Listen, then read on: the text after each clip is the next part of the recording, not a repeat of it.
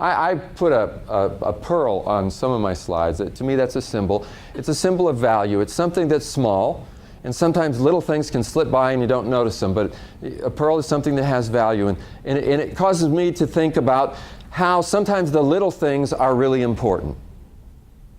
How many of you live with somebody else, with a significant other, with your children, or something like that? You know, sometimes it's the little things that you say and do that really make a difference. You know, a lot of times people feel neglected. You know, I could say, well, I don't have to tell my wife I love her because she already knows that. You know, how many people actually think that way? You know, but I could tell her I love her, and it's, you know, but it's just words. There's a connection that needs to be made when she feels it, and sometimes it's not what I say, it's what I do. Or it's how I say it and the tone of voice I use. Or it's in the little subtle things that really tell her that I really love her.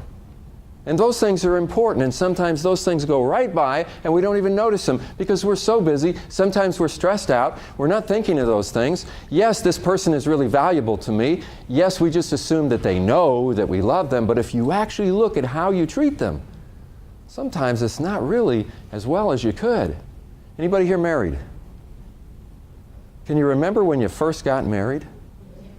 You know, your wedding day? Okay, now maybe you were getting cold feet, I don't know, but you know, that's usually kind of a high point. You're really in love with this person, and you're saying, I want to spend the rest of my life with them. For some people, that's the highest point in the relationship.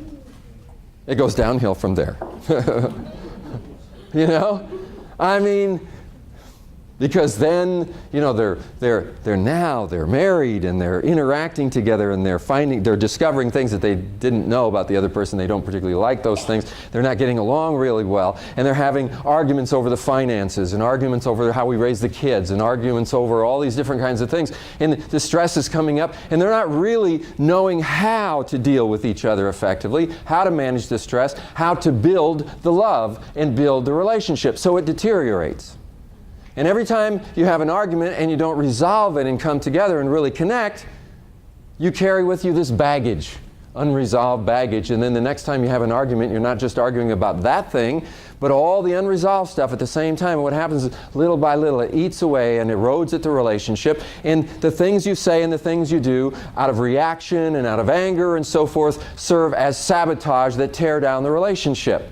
The very thing that you value. Why is it, how is it that we could tear down something that we really value?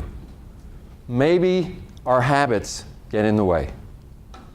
Habits are insidious things. Human beings are creatures of habits. We sort of learn how to work together, how to communicate together, how to talk, how to interact. Sometimes we learn bad habits from our parents.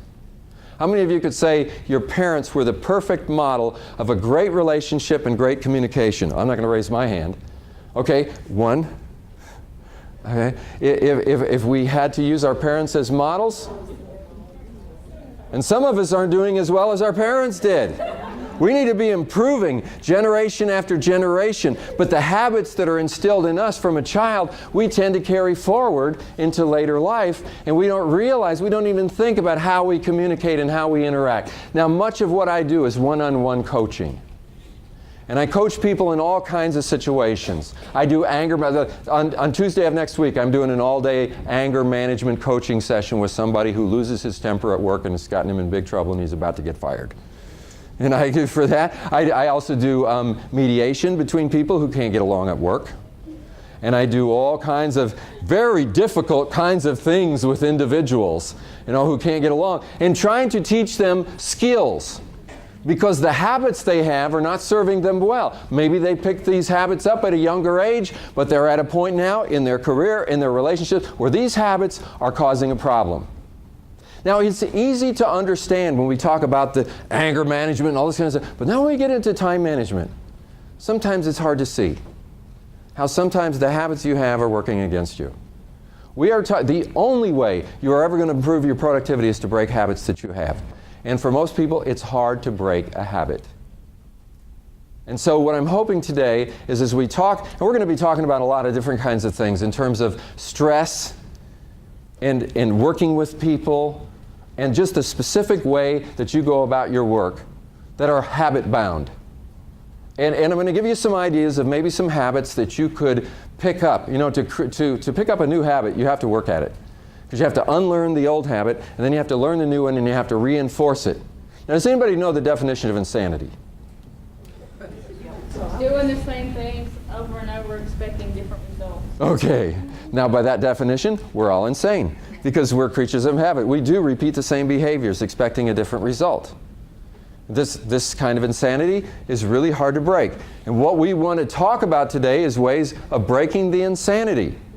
But what happens is we defend ourselves. We defend our way of doing things. Sometimes I challenge people in terms of, why do you go about your work this way? And why do you do this? And then they defend themselves. And there is a tendency to defend our way of doing things. The thing is, your way of doing things is not as effective as it could be.